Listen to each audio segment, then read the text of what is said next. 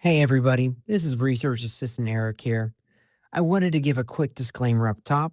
A couple weeks ago, Grace, Clarence, and I met up in Chicago where we hosted the very first Sounds of Silvestri meetup, where we watched and recorded the podcast for American Anthem together.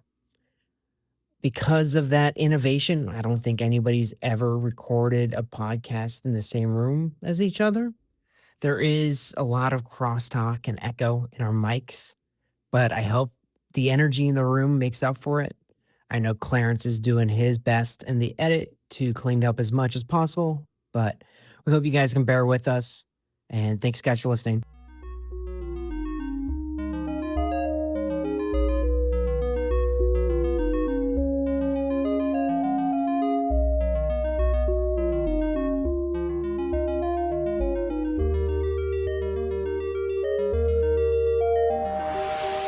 Hello and welcome back to Sounds of Silvestri, a chronological journey through the continuing filmography of Alan Silvestri. On today's episode, we'll be covering American Anthem from 1986. My name is Clarence, but you can call me the Pussy from Poughkeepsie. I'm joined, as always, by my co-host Grace, aka Unranked Nationally. How you doing, cousin? Grace, this is spooky. It's weirding me out a little bit. This is the first time that we've recorded in person, and I'm looking at you Direct not on the eye screen. contact. I've said before, eye contact is something that I'm really bad with, so it's tough, having to actually look at It's a you. learning lesson.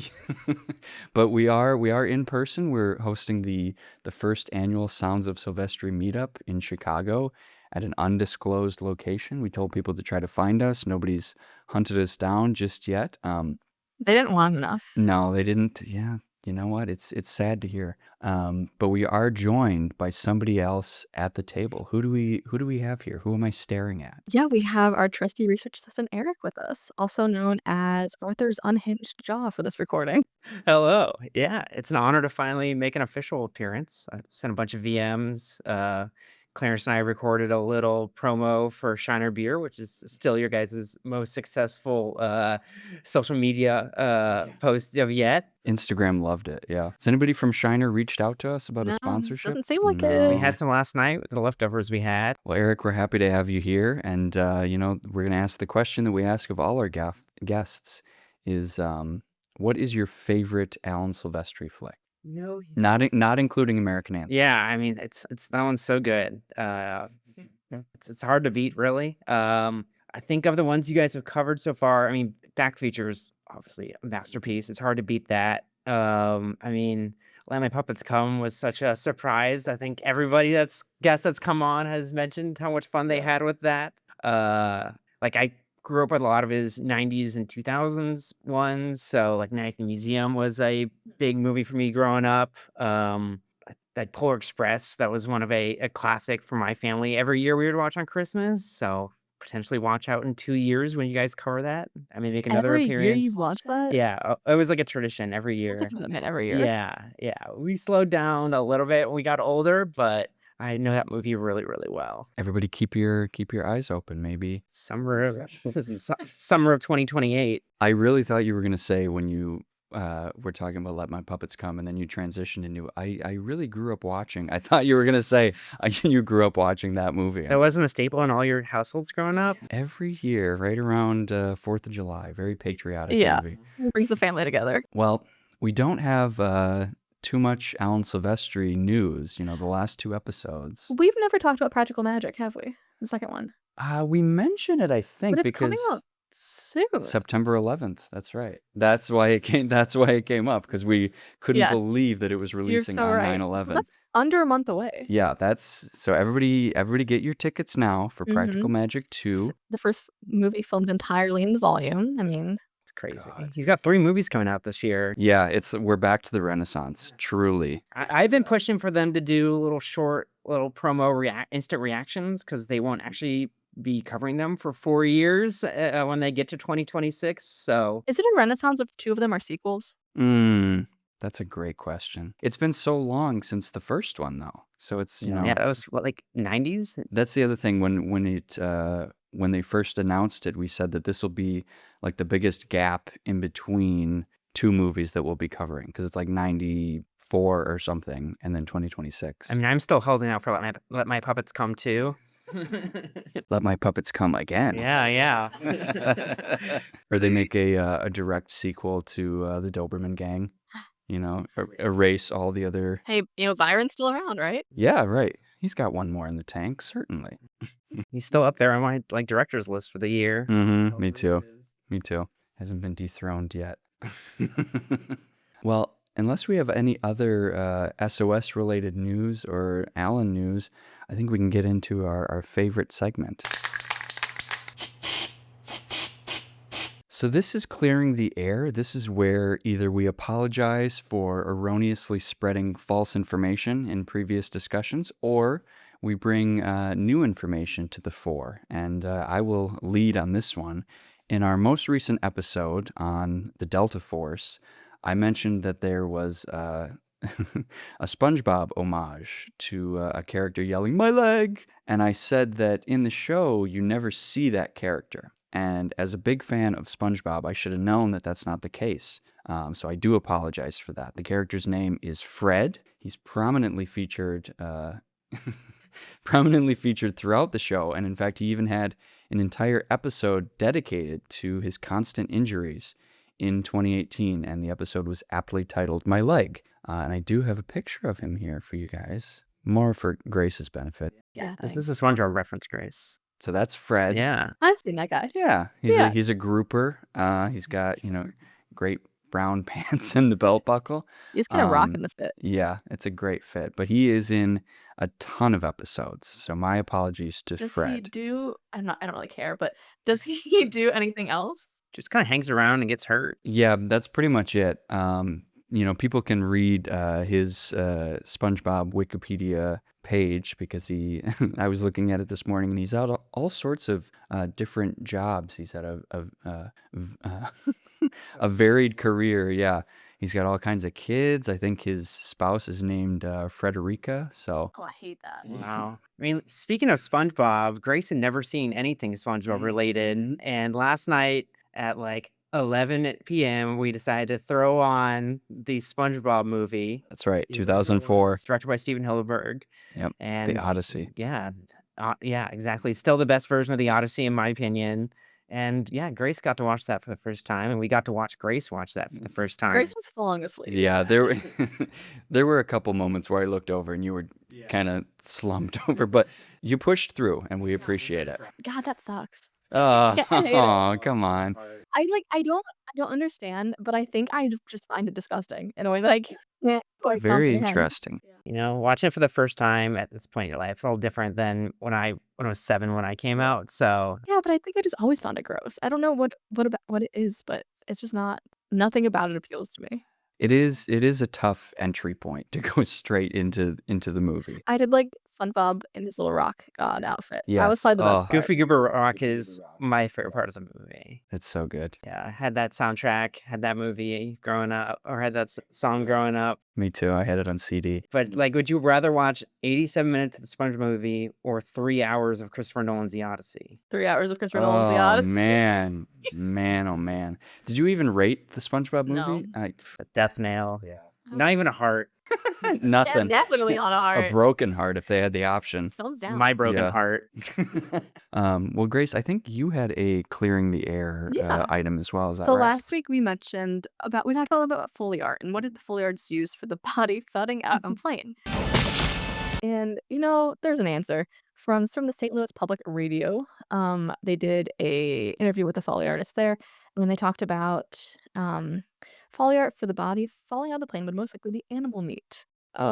Foley artists use animal meat to produce the sounds of bodies falling to the ground or bodies against each other. I hate the term animal meat. That's awful. And I was reading a lot of these articles, and a lot of them are so amusing because they're like, well, you can't actually have a zombie bite someone's neck. So No what are you going to shit. do? And it's like, we got it, guys. You can't actually break someone's bones. We're going to use celery. Yes, Yeah. correct. Thank you.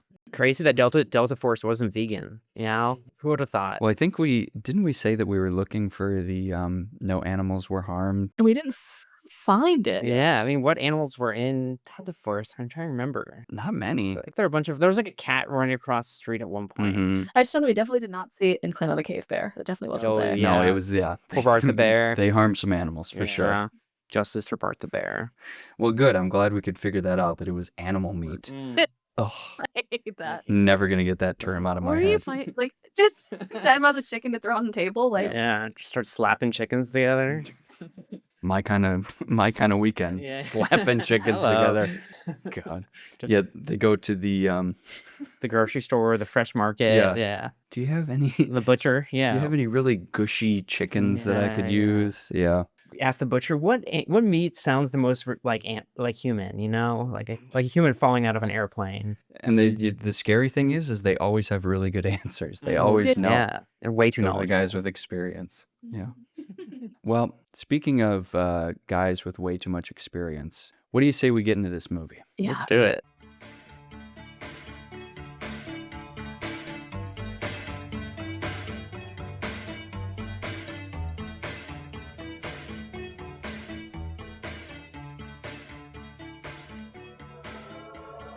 The year is 1986, and Steve DeVere is a football-playing gymnast who has turned his back on his dream to help his family after his father was laid off. However, he can't ignore the call of the gymnasium, and the new gymnast Julie helps sweeten the deal. Will Steve be in tip-top shape in time for the big competition? Will Julie find a home at this new gym, or will she be further ostracized? Will the two be able to achieve their athletic dreams of the Olympic trials and form a strong romantic relationship? All that and more under the rousing sound of the American anthem. Well, I don't know how I dismount from that synopsis. That was fantastic. You know, it's the last 40 minutes of this movie, they really test how much audiences care about gymnastic routines. How far can we push it? Just over and They just over feed again. around the gymnastics meet. I was and locked that's in it. by the end, you Yeah, know. honestly, yeah. It kinda yeah. worked. It was pretty good. Yeah. Well, let's start as we always do with discussion of the score. You know, we get right into it with that opening title. I was getting Avengers vibes from the It feels from very the like score. political or war film. Yes, and then straight into another 1980s Mhm. Alan banger. Yeah. Mhm. Just Well, I think it's fantastic. fitting that the title track or the score first. Fucking up. The first track in the score is just called Victory. Yeah. Like that's just the patriotic theme that we're going Oh, for. yeah. Right off the Mhm. bat. 86, we're just 2 years removed from the U.S. dominating at the 1984 Summer Olympics. Damn right. You know, still proud of it 40 years later. Damn right. Uh, you know, America was feeling good. Should they have? Who knows? But They got that's- Reagan presidency. Everything was going well. America was back. The shining, what is it? Shining house on House on the Hill or whatever. What the are you fuck they call talking it. about? Wasn't there like a Reagan Is it- campaign? yeah, that was something. Some stupid shit. House on the Hill. I don't know. Who gives a shit? I have to report that the Reagans did not watch American Anthem while they were in Oh, wow. office. Do they even support the U.S. Yeah. gymnastics team? No. Fake patriot. He was too busy watching his own movies. That's what we found out from that list. It's true. Well, Nancy, what do you want to watch?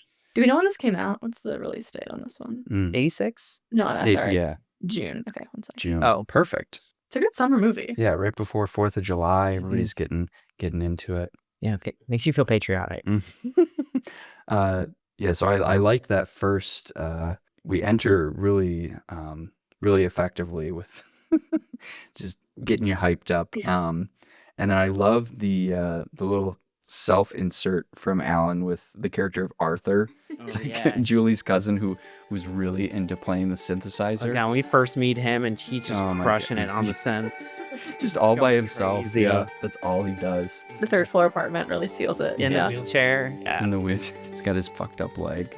But you get like a good like mix of different things from Ellen. You get that like Looney Tunes-esque ballet. The whimsical, You yeah. get the 80s synth. You get kind of the more like traditional score moments. Mhm. You really probably had a lot of fun doing it. Yeah, you know, I hope so. you got to experiment a little bit, you know. And I'm sure it felt good coming off of some of these more recent movies that we've covered, where it's just like they clearly wanted him to do one very specific thing. Yeah, you probably didn't And- have a huge budget, like probably very electronic versus there's a mixture of like electronic synths in Mhm. this and then also a lot Traditional of orchestra. like horns and strings and he had a bit of an orchestra Yeah. to work with some of the stuff. We've got our twinkly bells. We also got like chorale moments, which were interesting, just like interspersed, just men singing. Yeah, there were some. It's giving me like Halo, like orchestra, like vibes in a few Halo moments. homage. Yeah. Yeah. I also liked is this the first guitar solo that we've Yeah, gotten in that an was Alan? fun. Yeah. It was fantastic. And then you get the saxophone solo near Mhm. the end in one of the performances too. Yeah, the sax Yeah, is he great. was He's going for it. cooking. Yeah. I do love how, like, we weren't, able to, like, get sentimental. Like, as soon as they sort of had, like, a sound like, a quiet moment, they're like, "Back into the rock Straight music." into Yeah. his Yeah, brain. there was a lot Yeah. of like very classic 80s like rock and like soundtrack interspersed. They knew what they wanted. Mhm. Yeah. Oh, certainly, yeah. And I think that that fits with the emotional issues that most of the male characters have in this movie. It's like we can't have any emotional moment. We got to get right back into the testosterone. Yeah. Get back to the gym. Um, Yeah, there's Stevie Nicks, there's Graham Nash, Mhm. Andy Taylor who's on Duran Duran. Great soundtrack. Yeah, Yeah. just Good like soundtrack. separate from the score. Which you Fantastic. yourself can own for $500 off Oh, of Amazon. gotta get that DVD, CD. Yeah. Yeah. Get on it, folks. Is there anything on eBay? Are there any Great options on question. eBay? I'll look. Mhm. Yeah. Can I get this on vinyl? You can. There's an LP I'm looking Oof. and a cassette. Here we go. Yeah, it's And a definitely cassette. the CD is the most expensive. Okay. I think cassette's the way to do it, considering how Very- often they use it. Yeah. Yeah. Oh, Oh, that's true. Yeah. Mhm. I also really loved every piece that Alan composed for the different gymnastic routines. I thought those were all really fantastic. And they, every character kind of gets their own specific style of song. Like Julie obviously is very synthesizer heavy because she asked her cousin to help her out with it. And we'll get into Arthur later. Not my favorite character. He's a No. little odd. I could but buy the vinyl for $20. Am I? That's a steal. We'll see. That's a steal. Is that on eBay? Discogs. I do wonder what Alan's prompts were for each individual routine. Because, like, the Looney Tunes one is really specific. But that's like the only Looney Tunes ballet. All the other gymnasts had like very 80 cent scores, and then they gave Julie the most random, weird. And it's like, of course, she wanted to go do something different. She was hearing all of the other people at her gym have really sick scores. Yeah. It's like a bad trick, or like something like he needed her to prove herself, but like it's not. You can't do that with a horrible route. Setting her up to sound. fail. Yeah. Well, she had to, cut her down a peg because she's coming in from New York. She thinks she knows everything. Once she's unranked nationally. Unranked nationally, yeah. Who do you think you are? You get to perform Looney Tunes. Everybody else gets classic rock. Well, Grace, you're our resident expert in terms of instruments. Were there any, we mentioned a couple, but were there any that were like really sticking out to you where it was like, this is unique or, There was a one thing we haven't heard from Alan in a while, which was a French horn like fanfare, which is really satisfying to listen to. Yeah, that was great. I also think that there were a lot of like low strings, whether a cello or a bass, that I think had their moment in a way that maybe he hasn't utilized those as much before. At least they haven't come as much to the forefront that we've been used to. Yeah. No, I like that too. It's and like we said, it's he's getting a chance to use a lot more because it seems like they gave him a budget. They probably gave him a little bit more time. They weren't quite as restrictive. When you hire Alan Silvestri, you want him to be creative. You want to give him a chance to branch out a little bit. And it's not like they were repeating anything. It's like besides the floor like gymnast routines were repeated, but like Julie's main one kind of evolved as Arthur worked on it over time. But it's not like Delta Force where you felt like they were playing the exact same fanfare anthem like 20 times, and you're like the first time you're like this kind of rocks, and by the end of the movie you're just so over it. You never like felt like you got tired of any of his music. And it was a lot more complex than anything that we heard in Clan of the Cave Bear as well. Yeah. I mean, that was Well, this is back to where like the songs have character in a way that they haven't in the last couple that we've seen. They were actually had like emotion to a lot of his stuff. Like they were playing on a lot of the beats that were happening, whether they were like domestic family stuff or like the emotional moments like in the gym. Well, yeah, and it's like really setting the tone. Like in the beginning, we're basically watching a music video for a little bit. Oh my gosh, the first 20 minutes are all I was music worried. video. I was really worried. Yeah, it's a pretty good music video. I mean, it's the same director that did Purple Rain from Kiss, from Prince. That's like his previous movie that he did 2 years ago, and you definitely get some of those vibes. So, especially all like the night scenes with all the smoke, and the the cars, rain, the light. lighting, Yeah. Definitely not as good as Purple Rain, though. I hate to break it. Yeah, but Purple Rain didn't have as much gymnastics. That's true. I don't know. Prince could have hit some moves. I have no doubt for You that. never know. I would like to see it. There were also a few moments, especially near the end, like when Steve was rescuing Mikey, when I was getting definite like Back to the Future vibes. Because I'm, at this point, that would have been his biggest movie by far that he had done. So that's kind of like a little wink at the audience, like, hey, I did this too just last year. I'm sure the director was like, "Can you give us some of that Back to the Future?" Yeah. This worked. We need a hit. You can copy my answers, but change it just a little bit. Yeah. And two Alan's things do end up on the soundtrack. Yeah, the The two. Arthur's and Julie's. Yeah, at the end. Arthur's theme. Who could forget Arthur's theme? Yeah. Good old Arthur. Eric, did you have any specific stuff that really jumped out at you from the score? I think we mentioned really all of it. Yeah. Yeah, all the different, especially in the end during the last like 20 minutes when they're at the final gymnastics meet.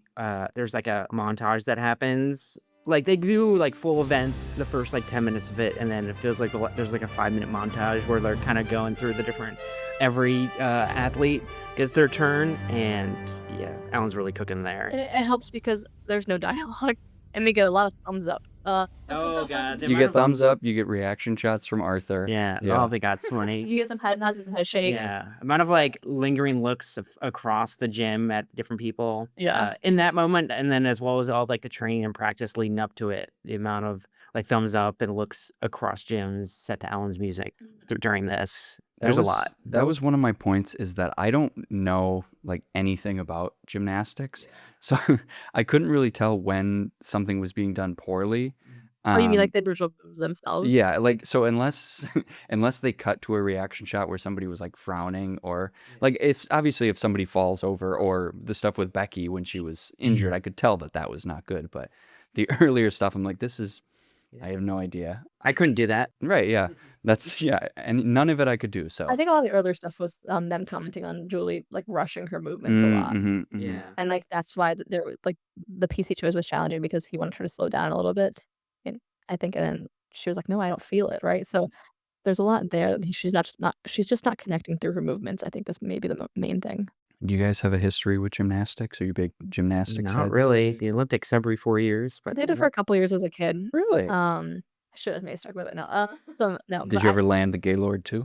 No, never had the chance. No, I did when I was like, I did when I was like 5 to 7, and then I had to choose whether I wanted to do gymnastics or dance. So picked dance, which was good. But yeah, I don't know. I'm always like, should I go back to it? I don't know. I couldn't even do it backwards somersault, so no. But I think it's interesting. I grew up very close to where Simone Biles is from. And so Ooh. there's one time where I was in like the same restaurant as her, and she was like in a booth. So I have seen Simone Biles, but that's the closest I got. And she was doing flips in the restaurant. Like, she's we showing get off, it, we get it. Simone Biles, But I did not go up and talk to her or introduce Wow. myself, but I have seen her Missed in your person. chance. Do you guys watch like gymnastics is like my favorite thing to watch during the Olympics? Oh yeah, Summer Olympics. That and swimming. Yeah. Yeah. I also love the music that they use in the gymnastics routines. Yeah. Um, Well, we also find USA gymnastics in a weird window of time right now, because the sex scandals didn't really start till 1990. So like I guess we also don't know if it was happening or not, but I feel like it's an interesting like calm before the storm almost. where, Yeah, like, there's a lot of the pride, focus was on innocence. anti-Soviet like morale, right? Like we're our big enemy is on the outside versus our big enemy is on the inside. Everybody's kind of banded together, and yeah, there's not a lot of drama. And yeah, 2 years coming off a gold medal. We should mention that we after we finished watching the movie, we watched a bunch of the highlights for Mitch Gaylord from the '84 Olympics. yes. And yeah, there are competitions with the Chinese team, and there are a bunch of like athletes from. I don't know if there are any other American athletes from the 84 games. 84 Oh, games. in this movie? The like Chinese athlete, he was on the Chinese team who got second, got the silver medal. But a few of the others that were on the tops U.S. team were like college athletes or other like professional like gymnasts or semi like amateur gymnasts. Yeah, I had that thought while we were watching. I was curious to know if any of the other gymnasts in the movie were like real gymnasts on the team. And then I had the thought that, well, I'm sure that there was some ego involved where, if they're still actively competing, they wouldn't want to be in a movie where they're not like best of the best. So maybe that came into play. So or maybe they didn't like Mitch Gaylord, or maybe they couldn't act. Who knows? Like, why'd he get the spot and we Yeah. didn't? We all won the gold medal. We were all there. Yeah. Well, they weren't as handsome as Mitch. That's the issue. He was looking good. Yeah. One of the guys on that team, you said it was Paul Vidmar, right? There were a bunch that went to become like coaches, whether they're like college coaches. There was one that was a coach for the U.S. men's Olympic team, and like, Stacey Maloney. yeah, Stacey Maloney, for the early 2000s. And so there was, yeah, a lot of talent. It's weird that the girl who played Julie, what was her name? Janet Jones. She's married to Wayne Gretzky. Yeah, Married to the Wayne wife of Wayne Gretzky, that's Gretzky. right, She yeah. wasn't a gymnast. She was like a professional dancer. Which it makes sense. Most stuff we saw from her was like the floor dance floor routines. But routines, she yeah. did do like the pommel horse and Yeah. a bunch of other stuff, and she was very convincing. Didn't Yeah. feel like it was any worse than like any of the other like professionals. And it didn't seem like it was an obvious stunt performer or anything like that. That's the other thing, that all the gymnastics in Seemed this movie legitimate. they looked real and they were impressive. Way more impressive than a lot of the like non-gymnastics family moments and stuff, which isn't like a good through line from like the Purple Rain movie with Prince, where all the moments in the club with Prince are like some of the best like musical performances you'll see. And then when he has to act, it's yeah, like, maybe not. That's like, I feel like I wanted a different balance of at home versus in the gym moments, or all the ancillary stuff. But I feel like I wanted more time in the gym with all of them, less time with his family, because we're not getting the whole lot, and then just maybe like less ancillary things, like maybe keep the same amount of him like working out his problems in the high bar on the birch tree. But yeah, the birch moment, him falling down the hill off the tree in the rain. This unsanctioned at home. The horizontal bar that's just in the trees. Just in a state park somewhere. He just installed that without asking anybody. I would have loved to see more of him at the bike shop, like grinding away with all the metal, because those shots did look good. We only got to really meet that one guy. What's his name? Googie Grass. Googie Grass. Who was like this really rough biker dude in the opening like montage, and then he shows up with a bunch of other bikers and brings his younger brother. Wait, we have to see that his arm has to be taken out of that cast, right? There Like, was no other way they there's could no have other done way it. to show that. We have to show the grinder breaking open the cast. Grinder, hello. There. Yeah, I loved Googie Grass, this burly, bearded guy whose only job is just to smile at Steve, give him the thumbs up, across or shake his head, you know. and then shows up an hour and a half later, with a bunch of other biker gang. You're just like, did I miss something? Famously, burly biker guys love gymnastics. Wait, I found Googie Grass's home and cell phone number. What? Okay. Docs. Should we call him right now, live in the show? Go for Groogie. Yay, you're live on Sound of Silvestri. Can you tell us a little bit about your Yeah, your right time now. recording American Anthem? That'll be the next update on Yeah, clearly. letters there. Grace sent. Yeah. Add it to the list. Well, let's talk a little bit about some of the other cast. We've talked a bit about Mitch Gaylord. This was I think the second movie that he did, because he did what is it, Logan's Run. Logan's Run. What is that one about? That's like a apocalyptic, isn't it? It's been on my list for forever, but I've never seen that. Or like dystopian, and that's 70s something. I think he's just in it, and he helped with stunts, I'm pretty sure. A lot of stunts. A lot of stunts, Big stunt yeah. actor. Like 95, he did Batman Forever, Mortal Kombat, and a couple other stunts. I think that's He's probably Robin's more brother to that his- dies, right? Yes, he plays one of the Flying Graysons in Batman Forever, yeah. Spoilers for Batman Forever. I think that probably plays more to his strengths. I wouldn't say that he's a great actor in He's this not movie. awful though. We've seen a lot worse. That's recently. very true. There were some odd line readings, but for the most part, they didn't. It's similar to like Keanu Reeves now, where they don't make him do like more than 2 sentences in a row usually, because anything more than that, it kind of gets shaky. Yeah, a lot of just smirks and looks across room. I haven't seen a Keanu movie in a while. Is that how it's going now? That's kind of what they do. Yeah, I mean, famously with the John Wick movies, he says like what, less than 100 sentences in total. It's been a long time since I've seen any John Wick. he keeps it. That's the key to a good Keanu performance, is don't make him talk. Yeah, I just saw Speed for the first time from the 90s, I think a week or two ago, and he has some pretty stilted and awkward line deliveries in that. But it's so campy and fun, though. That Right, kind of that's works. the thing. I like Keanu, but it's it's all playing to your strengths. That's the thing. And it works. This movie is like very 80s cheese. Like every sports movie 80s cliche in the books that you can think of is they try to fit in. Like, I'm sure this did numbers on like TV and HBO in the 80s and 90s. The reruns. Yeah. I did think it was impressive that Steve manages to have chemistry, like sexual chemistry with every other character. Except for Tracy. Except for Tracy. The 12-year-old. Yeah, the 12-year-old or his brother, obviously. Oh.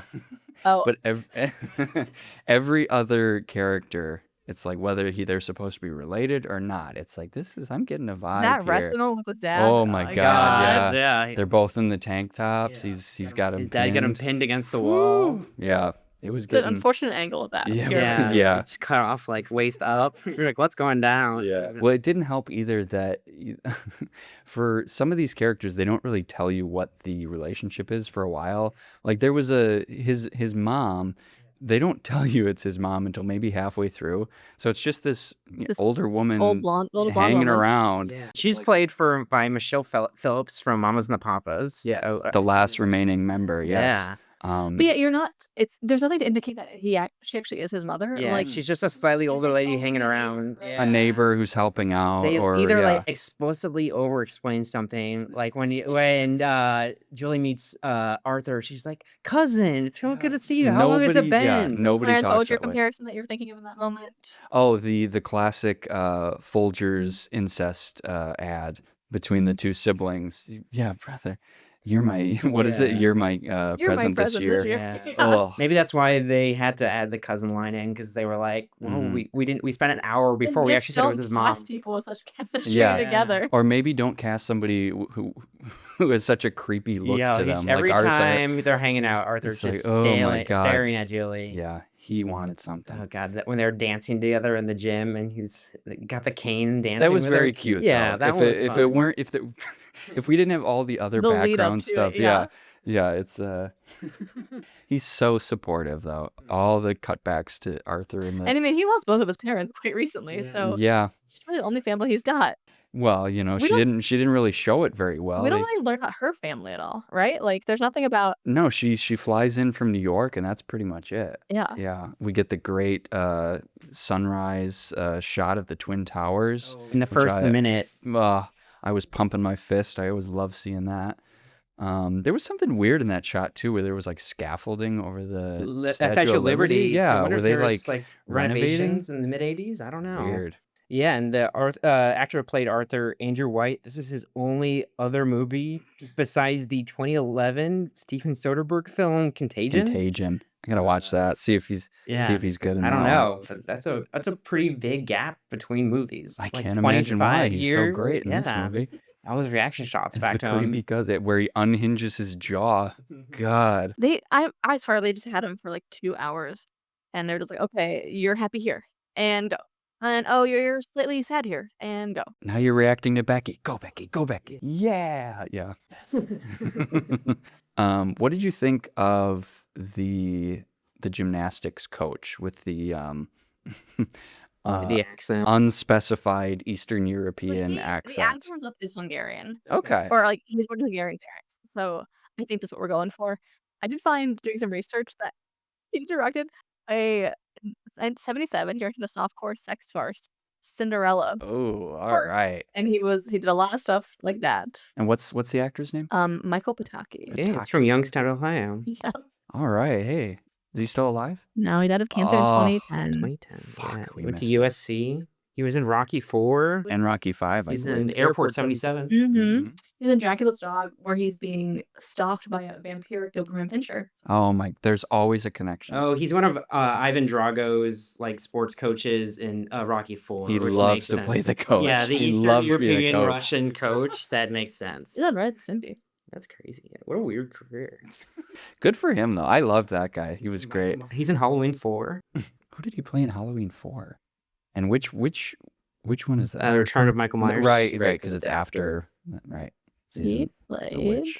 Yeah, Dr. Hoffman. Sure. of course. How could we forget? You've never seen it. The great performance of Dr. Hoffman. Yeah. The Cinderella synopsis is crazy. Everyone can find that on their own time. Yeah, when is Sound especially going to cover that? Yeah. Alan was not involved. He did one porno and he said, "That's it for me. I know, this is I don't need to do this." close. Yeah, you know what? That's a great point. Yeah. There's It was a very sweaty movie. Oh, there's the one scene where he's like laying in Julie's arms and then she In leaves. his undies, yeah. Yeah. Oh man. Whew. Get your limited time posters with that on it. Yeah, very, very spicy. Yeah, and she leaves and he's like, I'm just kidding, I wasn't sleeping. You know Use what's a trick. interesting though is it's been a little while since I watched Purple Rain, but there is like a genuine sex scene in that movie, Yeah, right? yeah. When And the Bologna. you don't really get anything like that Not in explicit, this. no. You get Like- them making out a little bit. Mhm. Like they definitely spend a couple nights together to Right. provide. But like, yeah, you don't see anything. There's no nudity. Right. I mean, this is with a bunch of like US Olympians, so I'm sure they're trying to make it more family It's an friendly. image thing attached. The Olympic Committee might have had some sort of Yeah, but also just make it thing more of of like broad attention. appeal. Yeah. You cannot show anything in these movies.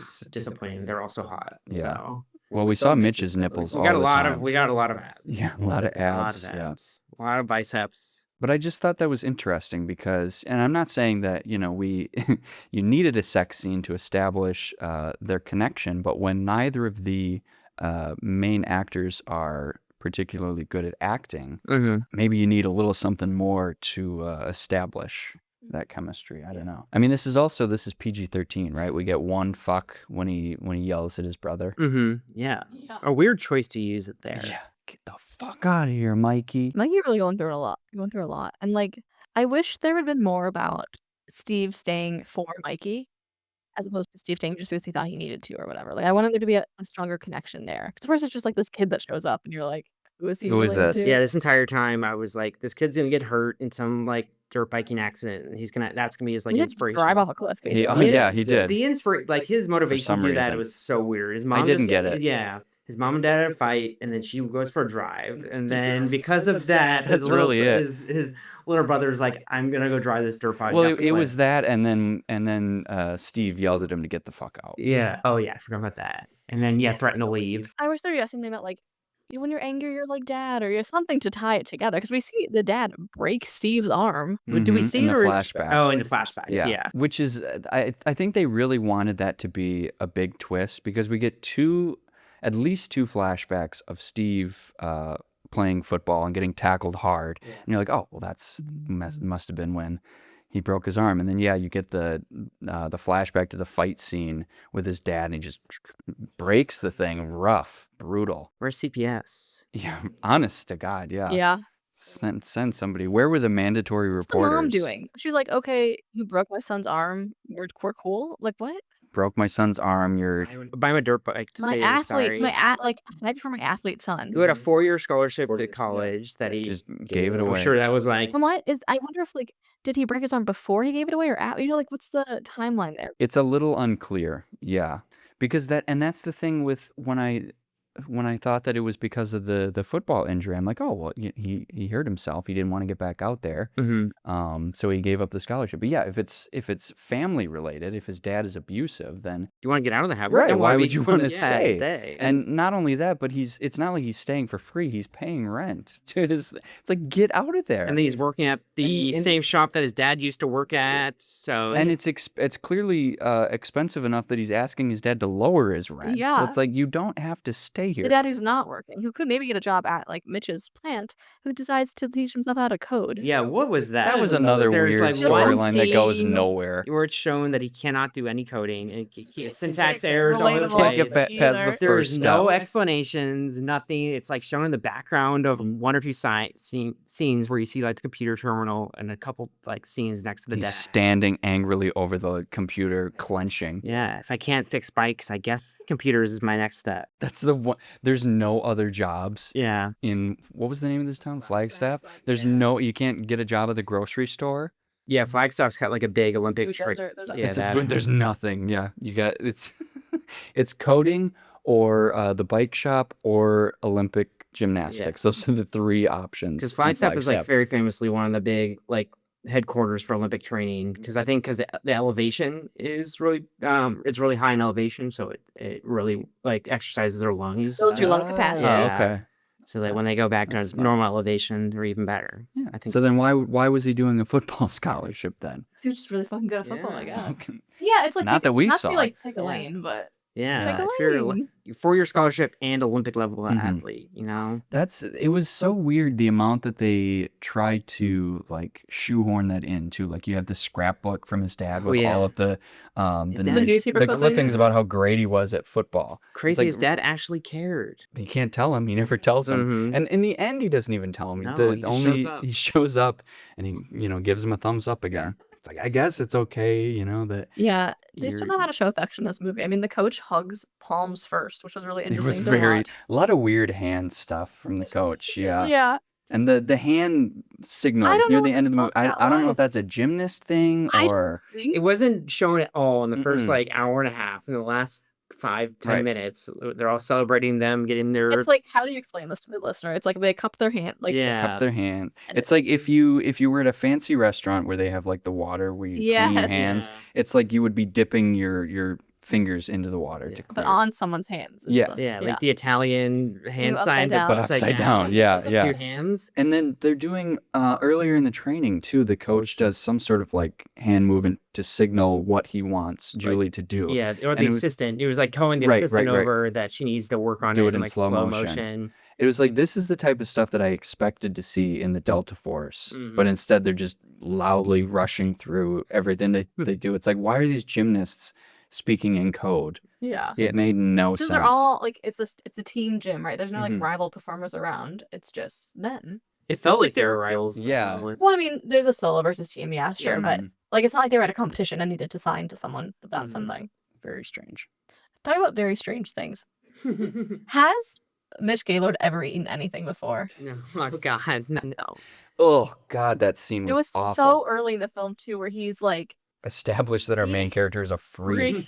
eating yogurt with two hands, two Oh my fingers, God. Two Then the fingers, the eggs. expired. sucking the Yeah. eggs out of the shell. Well, that's like right after he like walks into the house and then just starts throwing stuff at walls and Right. breaking The china. sound effects in that scene were The amount of hilarious. glass. Yeah. The Foley artist is having a lot Yeah. of fun with Yeah. that scene. Breaking shit. Yeah. Yeah, so he takes the egg, he cracks it with his teeth, and then he like a tiny little hole, he sucks the yolk out, and then Oh. just Yeah. throws the egg on the ground or in the sink. It's like, what? Yeah, after Ugh. eating yogurt with his finger. With his fingers, and yeah, his dirty because he's coming from the shop. Yeah. So he's probably Yeah. got grease all over his fingers. And just like the motion he was doing, it was like It was- slurp, but also Yeah. No, the sound effects were crazy. Mhm. And then he puts the yogurt back in the fridge. nasty. Yeah, and sniffs the curdled milk, doesn't do anything with that, puts that right back in the fridge. I also that's like why I also didn't think that she was their mom, Right. Because What is like she? Yeah. it sort of seemed like she was a neighbor, like, oh, I can't help you with this, but here's Yeah. the tools, and it's Mhm. like, but no, like Because she's Where are you leaving do- and what she are you goes like, yeah, she says to him like something like, yeah, he can't even cook for himself, or he doesn't know how to like about the dad. So Mitch is like, well, I can cook for him. yeah, We've seen no indication she's of not that. cooking. She's you not. can even eat for yourself. Yeah, right. What does she do around here? Yeah. Well, she she's goes got on a- drives. Yeah, she goes for Yeah, drives. she's the one person in the family with a full-time job. got She's permit. got a lot to do. Maybe, yeah. Although we don't see what she does. So Mhm. She was kind of like they have that farm area like barn. They have Oh, they have a big yeah. property too. Then why can't the dad work on it? Yeah, like anything. No, he's too busy fixing the car or whatever the fuck he's Yeah. doing in between trying to learn how to code. Yeah. And then all of his trophies that are in his house yeah. that are just covered in Cobwebs. spider Oh webs my and God. cobwebs. And, does it have to be at like the minimum 8 months old? yeah, he's right? like maybe a Yeah. year out of high school, from what it seems. Like he's not been there long. How infested must that house be with spiders? Yeah. If it's Oof, that Yeah. like that many Nasty. spider webs. Mhm. Something I thought about, we see that Julie is pretty much the only blonde on the team. And I noticed Steve's mom is also blonde. You think there's anything to that? He's got a Yeah, thing let's- for the let's open the blondes. Freud Yeah, handbook. Yeah, We got you that know? book here in the Airbnb. Do some reading on it. Some sort of family issue there? I don't know. Yeah. And they do really speed run. It doesn't seem like a speed run until they talk about how long they've actually spent time together. And like Julie's only been there for like 10 weeks. Yeah, if that. But, Yeah. Yeah. Like it feels natural. Then you give the timeline. You're like, wait. No, so Mhm. quick. A few months. Oh, talking about the stuff with Mikey, which I I wish there's so many family issue storylines in this movie, Yeah. and they could have cut out at least one of them. Maybe the Mikey stuff, but Mm. we have our Kev's Law moment Mhm. in this movie. So for new listeners, Kev's Law is dedicated to our friend, future guest, and co-host of Austin Danger Podcast and Laurie Strode Trap House, Kev. And it's the idea that in a roughly 90-minute movie, at the 1 hour mark, you want something that's going to propel you towards the climax of the movie. And so in this one, as we already mentioned, we have Mikey speeding towards a cliff for whatever reason. He jumps off and is dangling there. Yeah. He's so And dead. yeah. How did there's he catch himself there- backwards? Backwards. His Yeah. arm is dislocated at the very His least. shoulders. He's dead. Yeah. He launched pretty far when he fell yeah. off. Yeah, and then how did the dog show up? They were riding through the trees a long time. And it was funny because they kept on cutting like close to Mikey riding the bike, 'cause it's obviously like a kid. And any faraway scene of him It's riding a like grown man. that's an adult Yeah. riding that bike. Yeah. But so the Kev's Law moment is Steve saving Mikey from falling off the cliff. We get like 2 sentences to make him realize that he was wrong. Yeah. And then he decides to go to Phoenix for the competition after all. And that's the turning point. Maybe that's Mikey. That was what he was trying to do, convince Steve to do cry it. for help, but for you, not for me. Yeah. I'm doing fine here. That's why I'm throwing myself off the cliff. What does he say? And he says basically the same thing that his parents have said is, I just want you to be who you were again. Or like some weird shit like that. He goes, yo, why'd you tell Dad to leave? Surprisingly Because Dad prescient. broke my arm. Yeah. Yeah, Dad broke my arm. Dad doesn't do shit. That's make me pay I rent. should have told him to. Yeah, I should have told him to leave like years ago. Yeah. Why haven't you told Dad to leave? Just sitting around kicking around a deflated football all day, Mikey. Oh my No, so god, funny. yeah. The dog's just sitting there sad next to him. And I think, you think Steve would have taught him how to play football or at least inflated the ball for him. Maybe he doesn't want him to because he doesn't want him to repeat his mistakes. True. Although again, he didn't break his arm playing football. Yeah, so the who Folger cares? was scholarships. Who cares? There's obviously some athletic genes in the family. Mm-hmm. One thing that I had from the crew. Yeah. So this is directed, we mentioned it's directed by Albert Magnoli, who is better known as the director of Purple Rain. Yeah. And then he also did some editing. In 1984, he edited the movie Reckless, which features 6 connections to Alan Silvestri in one movie. We have Aidan Quinn, who we will cover in Practical Magic. Daryl Hannah, who, of course, Clan of the Cave Bear, Grumpy Old Men, Grumpier Old Men. Kenneth McMillan, who we saw in Cat's Eye. Okay. Cliff DeYoung, who we'll cover in September with Flight of the Navigator. Adam Baldwin, Predator 2, and Lisa Waltz, who's in The Odd Couple 2. So so many connections to Alan Silvestri in this one movie, which also must be said didn't look very good. Was there any of those like before this movie or are they all later? I think they're all... So it's like that's how the connection. Oh, who? Well, yeah, because that came out in 84. I see you're saying. Yeah, I was like, is that Yeah. how Alan got connected to his movies through one of these guys? No, I don't think so. I think every one of them would have been 85 or later. Mm-hmm. So I wonder what the connection was, how they got Alan. Yeah, I'm not sure.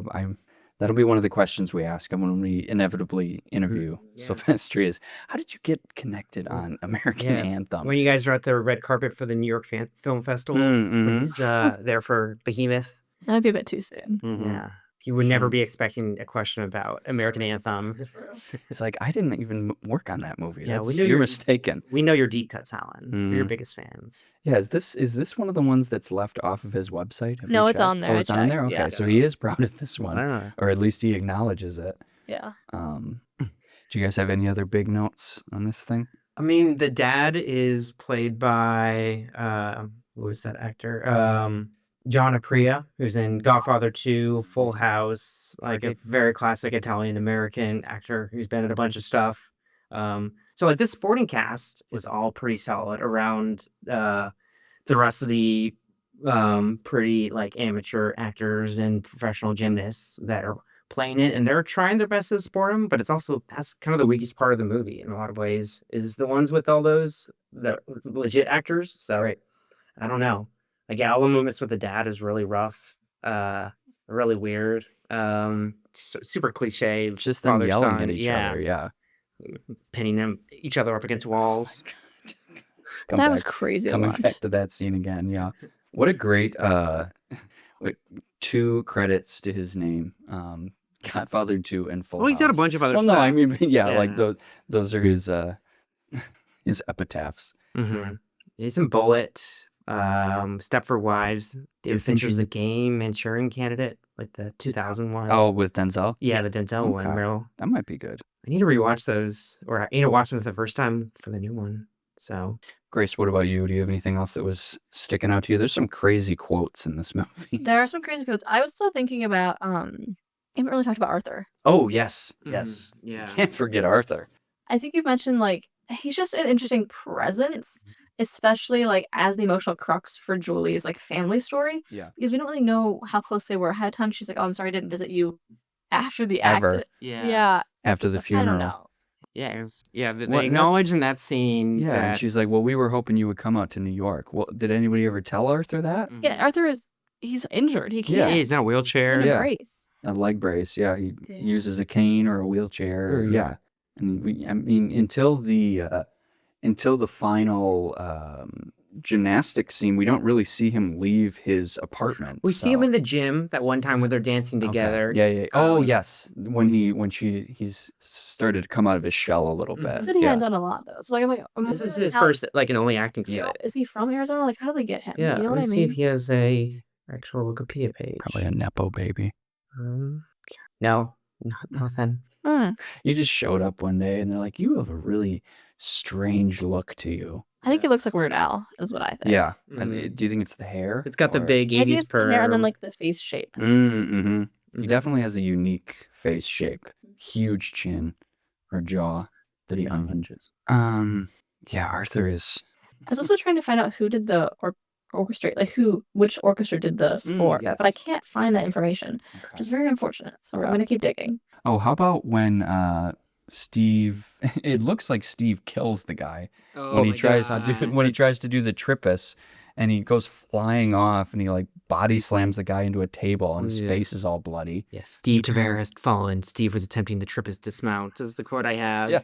All the announcer quotes. Oh my on- God. They were. The announcer was definitely swaying the Yeah, audience. He He was has some so biased. Definitely had favorites. Yes. Was hyping up people after some of them, and other times he was like, "Here's Steve." Someone is like, Yeah. yes. Then he goes, We can expect great things from him today, and then it's just Becky Coleman. Yeah. That's all she gets. Yeah, after he messed up that dismount and like trucked the assistant coach, that I can't tell if that was intentional because he was kind of angry at the assistant coach because you wouldn't give him the score. He that wouldn't he tell- needed. wouldn't tell him what he needed. They And so I don't know. didn't explain that really Yeah, until later. And so I either. wrote down involuntary manslaughter by the horizontal bars. Yeah. And then like 5 minutes later, we see the coach and he's got like a single black eye and Yeah. one Band-Aid on his face. The black Yeah. guy did the role in our Yeah, movie, what a can't lie. what a drama Yeah. queen, you know? Yeah, I don't know. I feel like what about this? Yeah, it's just like how often, like, well, because he hits him and then the table collapses. Oh man, It's no, not look like he hits bad. them, like they go down. And his Yeah. face was like covered in Yes, blood. yes. There was so much blood. So Smashed It looked him. so Yeah. bad. Yeah. And he just gets away with it. It's just, it But just you're warning. happens. Yeah. Everybody gets one Word. involuntary manslaughter Yeah. in gymnastics. And you feel like the coach keeps giving Steve like second chances in a way that's like, come on, man. Like, Yeah, Yeah. he is good. He is Yeah. good though. Mhm. So I don't know. He's gonna be on the U.S. Olympic team for next year or whatever. Yeah, He's sure. good, but he's only third place good. Mhm. That's the thing. We need someone to help. And he needed a supporting it. 10.0 to get to first Yeah, place. You get like 6 on a team. or to third place. That's- Yeah, how do we feel about Kirk's character? Like, Again, lots of chemistry with Yeah, Steve. I lot- felt like I there feel like was he has nothing else to do, so might A as well. lot of Yeah, lingering right. looks. Was he the one in the opening like 10-20 minutes where they were like talking by the bonfire? I And think so. yeah. yeah, because he He was was trying to hype yeah. him up. He's like, yeah, you tough should come love. back. He had a lot. All of his lines were delivered with so much teeth. Oh yeah. Very teeth forward acting. Yeah. You threw your life away. You're just like your dad. A lot of weird accents in this. Yeah. Like I was not sure. We all took for a lot of them. We had to take a minute to be like, "Are you American? Are you taking Mm. another accent?" Yeah, like Mitch Gaylord had some Canadian, Yeah, like the upper Midwest yeah. deliveries. Where is he Yeah. from in the U.S.? Sorry. Yeah, there was a sorry. Always keep an eye out for the sorry, folks. Yeah, Mitch Gaylord. He's from Van Nuys, California. Like, Okay, why is so why does he talk like that? yeah, why is he on, like, What's the his Midwest? problem? Yeah, I don't understand. very weird. And like it's a kind of implied his family is from that area because they have like a house and property Yeah. in Flagstaff or Arizona. I guess I don't really know. Is there like a specific Arizonian dialectical There accent? has to be. Yeah, Right. It's not. I'm sure the Midwest, people, it's called yeah. I'm sure Canadian. people from Arizona will listen to this and be like, yes, of course Yeah. we sound a certain way. It's been a while since I've been there. Yeah. I have Never been. no. I haven't been to Flagstaff. I went to the Olympics training facility in Colorado Springs and did a tour of that, like right after the 2012 Olympics. I thought you were but- going to say you did some routines. Oh yeah. Got on Yeah, the horizontal bars. That be? Oh, man. Hmm. I feel like I would have to stick with the floor routine. Yeah, I would be you think? anything where you have to do a dismount, I would be worried that I would Oh, land that's wrong. a fair point. I like the pommel horse. I think that's a Mhm. fun one. Yeah. I liked the one. I don't think they showed it in this movie, but when we were watching the clips, The rings. no, the one where they said like fifth rotation, and the guy was just That's parallel bars. the Yeah. parallel bars. I like that one where Yeah, he's just yeah. rotating. Do they That even was a do lot of fun. parallel bars anymore? Because there are some different I will say they routines. still do, but I'm not sure because the so the guys don't have beam, right? Yeah, isn't pommel horse like the men's version? Because do what female or women do? No, I think pommel horse looks cool. Yeah, Is that what you would do as pommel horse Maybe. I think Yeah. so. when you go back to doing gymnastics? I'm not going to do that. That is Year of not in my year ambition. of ambition. Yeah. No, you're Uh, sticking with archery for now. Yeah. But what if you could do gymnastics and archery together? Like a flip into a shoot. Yeah. Yeah. Well, there's never say never, right? Right. Maybe next year's year of ambition. Who's to say? We should figure out what to call next year. Yeah, like we're already halfway through. Yeah. Year of continuing ambition, yoga. It's Kev's birthday. It's Kev's birthday coming up here. Leave it up to Kev. Mm-hmm. Because Year of Ambition is He kind of his thing. originated it. Yeah. Yeah. It's all up to him. I think he's a few episodes behind. So eventually when he listens to this, Yeah. Kev, maybe let us he'll know. get back to us about it. Mhm. What else? I think that's all of my notes. I didn't have very much because the last like Kind of locked into the gymnastics. I was just yeah. locked in, yeah. That's like And I time to mean, watch what it notes back. are you going to take about that? They did Another very good. reaction shot. Yeah. She landed it. Oh, she didn't Yeah. land that one. We didn't see She how hurt her Becky leg. injured her knee though in the first place, right? Yeah, it's just like she just She shows up at the yeah. big She event. overdid it. It's wrapped. Okay, if she's doing all that stuff on Sundays. Mm-hmm. Mhm. Yeah, see? She's trying to be an overachiever, put in extra work. Oh That's gosh, the lesson. The first moment when Julie gets to the gym for the first time, and we see Steve like scale the buildings and rappel down on a rope and like sneak into the gym to watch and Right. hang out. And then he's just like hanging out in like a very visible spot. Yeah. It's like Well, it's not like he doesn't belong to the gym, Right, right? you Like could've just you walked know through the him. It's front open. It's door. probably open to the public Yeah. if people want to watch. But he's like Freak. climbing up the wall, running across the roof, rappelling down. Sneaks in through a window. Uh-huh. Yeah. He's an odd guy. The amount of very aggressive gum chomp. Oh my gum god. chomping. Well, they were all on coke. That's yeah, the they issue. are all coked out. We were saying that's how Steve stays in such good shape. It's the Yeah. coke and And the cigs. Yeah. Well, you were saying He doesn't know like- how to eat, so Yeah, Yeah. right. Where's he gonna get his you protein? misspoke and said gun. There, some of the sound effects sound like gunshots, like machine Yes. gun little words. Yeah, that was so weird. Part of Crazy. the score, and it wasn't even like in moments where you would expect it. No. Like it was there was the one that I remember is something is happening at the gym, and the coach looks over and says, "Pop, pop, pop, pop, pop." Like, okay, what Yeah. did What that does it do here? contribute? Yeah. Alan just was having fun. Yeah. That wasn't part of the orchestra. That was just there was something going on in Flagstaff that day. Well, we heard the train. Yeah, play there's a out. random Yeah, train in the yeah. background of one scene. They really wanted it to seem blue collar. Yeah. Yeah, gotta have a train in the background. Train tank tops only. Yep. No That's sleeves. it. Cigs, the leather jacket. He's got some great outfits in this Oh, movie. the I like outfits, the yeah, like the orange, yellow, like rain shirt. jacket. Rain that he's jacket, got. yeah. I guess it too. That when he's chasing after Mickey as he's riding the bike off, he like runs Yeah. after her and then takes the jacket off. It was weighing me down. Yeah. Or it's almost like a pea coat, like his black coat when he's Oh, feeling I liked that one. Yeah. yeah, when he's feeling sad. And then But he takes off that jacket and then he gets on the bike and he's got that leather jacket on. We didn't see him Lot put of that on. leather. Lot of a leather. lot of leather. Very 80s. What were they saying? The leotards, all the Oh my God, gymnasts yeah. are wearing. There was the one by Charlie Brown inspired. Yeah, Yeah. Damien Squire. That's his name. Yes. Yeah. Yeah. I wish that they had kept Danny Squire in that Charlie Brown. Yeah, Mm. Leotard, that was wasn't his fantastic. team performance suit though. We can expect a lot from Danny Squire today. They were gassing up Danny Squire. Mm-hmm. Yeah, and they were also, was it the number one ranked female, Jo Ellen Carter? The Flash. The Flash. See, no, you're saying that she was not. That was somebody where I was like, well, they made a point of giving her a nickname. Yeah, is they this should have is all this like had a real? nicknames. I figured that was She's a a real college gymnast. Yeah, her name Wow. wasn't. Yeah, she went to like Utah or Utah Red Rocks, but I mean, yeah. she didn't really do anything. Did she get to the Olympics? No, she didn't. Well, then fuck her. Wow. Yeah, she is Sorry. Megan Marsden.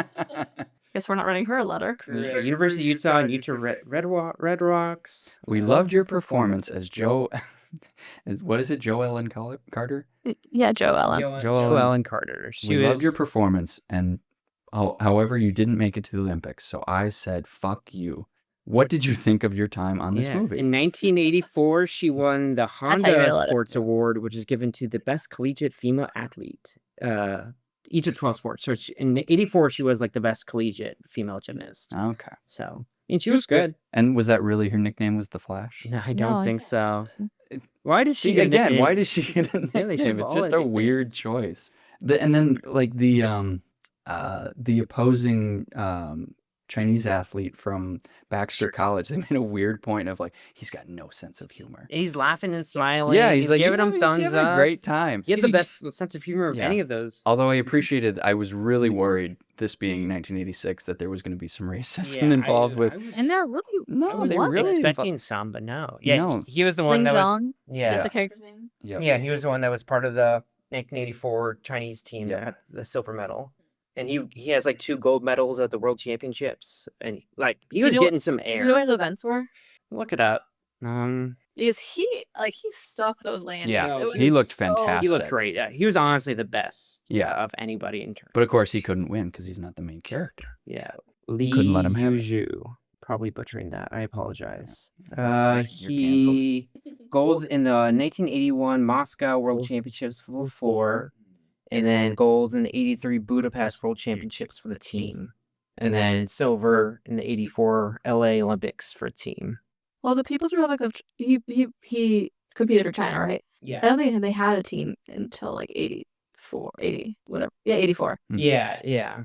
Which was crazy It seemed because like he yeah, peaked, like he was winning a bunch of Asian Game World Championships pre-84, so Mhm. so they had to have him. he was probably towards the end of his career in 84, because he's born in 57, so it was making 27, Something like that. which is pretty old for a gymnast, I feel Yeah. like. They peak Yeah, I young. guess. I feel like the men are allowed to be older than the women are. Well, the women usually typical. peak a little older. I mean, there was that one 12-year-old girl who was killing it. Yeah. Yeah, Tracy or Tracy. Yeah, What's her actual Tracy- name? Do we have a real name?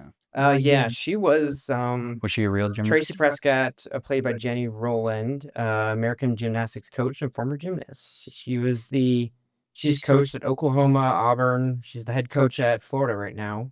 She's coached them to 4 SEC championships. Email So, her. Let's go, Jenny. She probably got a university email address that we can Yeah. contact. Email's The fine. first time in 40 years that anybody's asked her about her performance in this movie. Did you ever get your braces off? In 1990, she sustained a serious back injury. Oh no. She had a vertebrae fusion. Owie. Sidelined for 2 years. There's nothing about American Anthem in her. What? Yeah, literally nothing. That's Yeah, crazy. that was not to detract from her performance because I think she also had some good routines, but that was No, not. no, there is. There were a lot of other athletes that maybe we didn't need in this movie. Yeah, it was a big group of people, which I get Yeah. you want to make because you want people to like be like, oh, this is a gym where a lot of like things are, but Mhm. Yeah. I don't know. I don't know that we needed that many. It's like raises the stakes, right? Like you're like, oh, there are so many people who like are so passionate about this and willing to do this, but it gets a little messy. And that's supposed to be like the top gym that they're at is supposed to be like one of the best gyms in the country. Like, Julie's coming from New York to go there. And yeah. And then she was like, when her first day there, and she's surprised she's actually getting coaching. She, Yeah. it's like, have you never had a coach before? She's never All you need been. to do- She's never been pushed. I want to know what her story is, like why she came. Yeah, to she's given Flagstaff. really no Like, motivation. if there was something like a bad coaching situation at her old gym, or if like, because obviously she's been coached before. Like, she had to learn the things that she's good at, but she was good, but yeah. like they're just giving her like basic coaching notes, and it's like she'd never been I can't do it. Yeah. It's like, okay, girl, what? I can't do a routine if I don't like the song. Yeah, on her first day. And Like, again, did she have a song prepared? And unranked It's nationally. not like she had a tape ready to go. Trying to throw her Yeah, weight unranked around. nationally is crazy. Yeah. Yeah. What was her plan if her cousin wasn't making beats Good at and synth. synths? Yeah. That's really all my notes. Yeah, that's all my notes as well. Yeah. Okay. Well, we do have a letter here, or a voicemail. It's been a while since we had anybody. You guys haven't been writing in. Call them out. Yeah. Transmission coming in. Repeat, we have a transmission coming in. Well, hello, Grace and Clarence. You're probably wondering who has recused themselves from the grave to conduct business back here on Earth. Why, it's none other than Dragline himself, Captain Ed Harkin, Father O'Malley. That's right. I am George Kennedy, and I have called in to speak with the proprietors of the Sounds of Silvestri.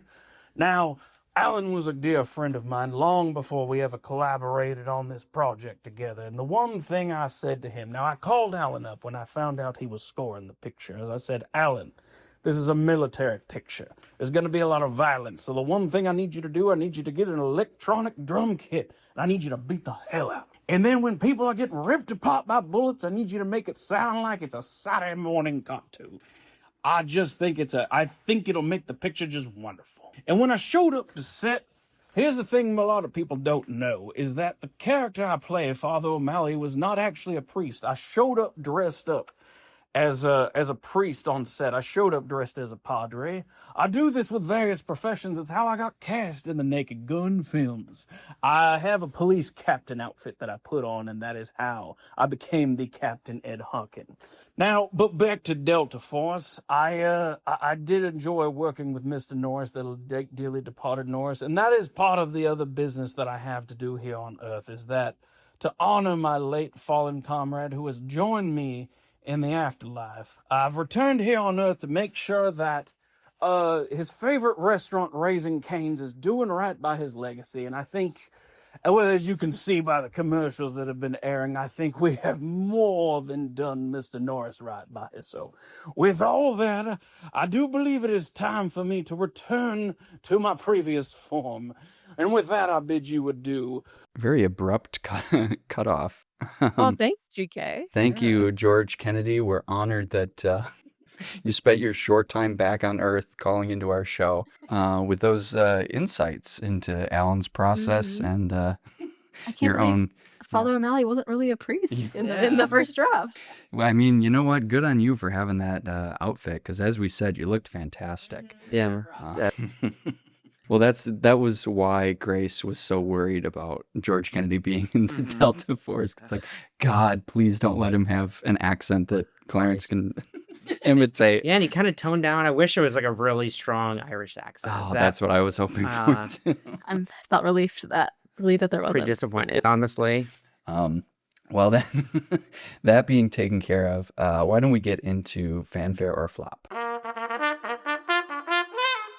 So this is our portion of the show where we compare the budget versus the box office return, as well as the critical and audience reception, and we see whether or not this movie or Alan himself got any award nominations or wins. So I'll just spoil right away, there were no nominations that I could find for this movie. Not for Alan. Not for Alan, anyway, yeah. Say, Mitch Gaylord got nominated for something, but it wasn't good. He got nominated for a Golden Raspberry, so... Poor guy. Where he lost apparently to 6 guys and gals in duck suits for the Howard and the Duck movie. So, as his quote him. So hard to beat Howard the Duck. Yeah. So this had a budget of $7 million. So pretty small, but perhaps a little large for a gymnastics movie. Yeah. Like a mid-sized movie at that time. At that time. I didn't look up what that is adjusted for inflation, which is shocking. Usually I check that. Yeah, I normally have that. Box office return. I was telling Eric earlier, it always makes me laugh when the Wikipedia article has like a very It's specific. exact. Yeah, because usually it'll just be like, estimated 10 million or something. Mhm. Box office return of $4,845,724. So pretty big flop. Did not make its budget back. And it also did not have a great audience reception or critical praise. Our good friend Roger Ebert gave this half a star, I believe. I think he compared it a lot to Purple Rain, where it's trying to hit the same beats. But yeah, he did not like this movie. And as of right now, this has, I think, 16 reviews on Rotten Tomatoes, 0% rating Yeah. on that site, which, when we get into our personal ratings, I said this in my review. I think maybe that's a little overhated. Yeah. 0% is. They also haven't been on the trajectory that we've been on. That's which is- true. Yeah. True. They didn't just watch Clan of the Cave Bear and Delta, Force. Yeah, this is like Yeah. sweet relief. And I've after. seen all those reviews going in. I was like, oh, are we gonna get like another 1-star review? And I was like, I was entertained. I'll say that. Yeah. I think, looking back, I mean, the last 2 episodes, Grace gave 1 star each, and that was a pretty rough couple of times. But there really haven't been too many episodes where we're having like really bad scores in a row. There's like, I think maybe it'll be like 2 in a row, and then we get something to kind of break up a little bit. Yeah. the monotony. And that's what you come to Alan for. I couldn't find too many critical reviews about this movie because There is a quote from Roger Ebert where he says, "This is as bad as any movie I've seen in 1986." And I have to say, Rod, you got to watch. He apparently wasn't watching the movies we were watching. Yeah, right. That's He it. loved the Delta Force. He did. He yeah, did it's love, true, yeah. Sure. So, take it with a grain of salt. We're on complete opposite sides. Yeah, and Roger Ebert. we're in Chicago right now. Grace and I had passed the Roger Ebert Film Center a couple days ago. We did not go in. Didn't make your pilgrimage. No, a bunch of construction going on around there right now. Well, why don't we get into the Alan of it all? So, what did you guys think? Do you think Alan's contribution to this movie was the secret sauce, or do you think that they could have replaced him with anybody else and it wouldn't have really made a difference? Wouldn't have affected your Eric, you want to go opinion? first? Yeah, I mean, I think he did bring a lot to the movie. It was a lot of, he was doing a lot. There's a bunch of different styles, a bunch of that we've mentioned between like the more Looney Tunes ballet, the 80s synth, the rock, the more traditional like orchestra scores, and like a lot of the synth stuff is very 80s action sports movie, like in the vein of Rocky and a lot of this like for the last 5-10 years up leading up to that point. But I think in terms of like actually the broad like how broad he's able to get and how many different styles he was able to incorporate, I think he did bring a lot to it, and I think he was pretty successful at it. And there are a lot of the like emotional beats that the actors weren't really bringing much to, and his like score behind it definitely helped in some of those moments. Sorry, big yawn. I think that he did a great job, and he made the songs have characters in the way the characters themselves didn't have necessarily emotional beats, which was fun to watch. Like I think he amplified what was already on screen, but then also brought intrigue to the moments that were maybe not so compelling. That I think it was pretty honestly for a score pretty well rounded. Yeah, in terms of the script that I'm sure he was given. And for like a gymnastics movie, the music is like a pretty big part of it with all the dance routine, like the music set to it, and like all of his music to those are all pretty good and pretty successful. Yeah, I didn't really get tired of it either. No. Yeah. I think that's been like a running thing with these movies that we've covered, where he's doing better work than you would expect from the movie that he's working on. Yeah, he's elevating it in a lot of ways. His value above replacement is insane. I think especially Eric, like you mentioned, the synth stuff for some of the routines. I mean, I like gymnastics, so I think we were all pretty locked in. I don't know if a different composer would have affected that, but I mean, especially for the earlier stuff, the non-gymnastics stuff, Alan's score was what was keeping me engaged. Yeah. I would say that this is definitely one where he was a crucial part. And with that in mind, where are you two landing on this one? I think I'm giving it 2 stars and a heart. I had a good time. I think it wasn't maybe because we've just been like bad film pilled by the last things we've seen, but this was fun. It was like an enjoyable time, partially because we're here together. But also partially 'cause I think the movie was better and Alan's work was able to stand out more in a way that I think was just a lot more fun. And I didn't feel the need to like stop this film at any point. Yeah. No need for an ice cream intermission. Didn't have to get up and walk around. Yeah. Yeah. It was kind of an easy sit, to be honest. Yeah, So it was good. absolutely. Yeah. So 2 stars and a heart. Yeah, I'm kind of right around there too. Like looking at all the reviews going in, I was expecting it to be in the 1 to 2 star range. So I was like, had a really good time, very fun, very cheesy. It's like watching it with you guys definitely helped it because we're all laughing at different moments together. Making fun of different lines. It probably would have been a little worse just watching by myself, I'm sure, but I think I'm at like 2.5 stars in a heart. I had a good fun time. Yeah, definitely better than I thought. I mean, I love a good sports movie. I love all the 80s cheese of it all. So I was pleasantly surprised. There definitely has its moments where it's bad or awkward or kind of cringy, but it's a good time. It's fun. Yeah, and I think for me, a movie can gain a lot of goodwill for me just by having 2 attractive leads with relatively good chemistry. And they do have some attractive leads in this movie. I mean, Everybody in this and movie they is flaunt it. Yeah. You know, he's, I think Gaylord has his shirt off more than he has it on. Yeah, I mean, you see his biceps 90% of the time. Yeah. So they knew what they were working with. They knew how to draw in audiences, or they thought they did. They were, you know. Apparently they didn't. Yeah, they didn't. They overestimated how much audiences wanted to see Mitch Gaylord shirtless. I hope with all the TV reruns, it did. I'm sure it made it close to its money back then. But yeah. So I think I'm at 3 stars for this one, Nice. Which is pretty standard for me for like a sports movie. You know, it's not something where I'm going to be racing to put it back on. But if I came across it on cable or something, I'd be like, oh yeah, you know, I love the music. I have it on the background. Yeah. Yeah, so that brings our averages to I'm at a 2.19. Oh boy. You're at a 2.9, and collectively we're at a 2.56. Okay. getting So there. we're working up there. I did want to note also the Letterboxd average for this movie is 2.9. So, you know, a little bit, I think audiences are a little less negative on it than maybe they would have been back in the day. I mean, 2.9 is like very middle of the road. Yeah, very so, average. Yeah. So I think that's a little more fitting for this movie. Well, that's American Anthem. That concludes our very first live Sounds of Silvestri screening. Grace, what are we covering next when we return to our screens? Okay, so our next episode's a little bit different. So this is the Letterboxd entry for it. As one experience ends, another adventure begins. A feature film edited from 3 episodes of Amazing Stories, The Mission, Mummy Daddy, and Go to the Head of the Class. From 1986's Amazing Stories, directed by Steven Spielberg, William Deere, and Robert Zemeckis.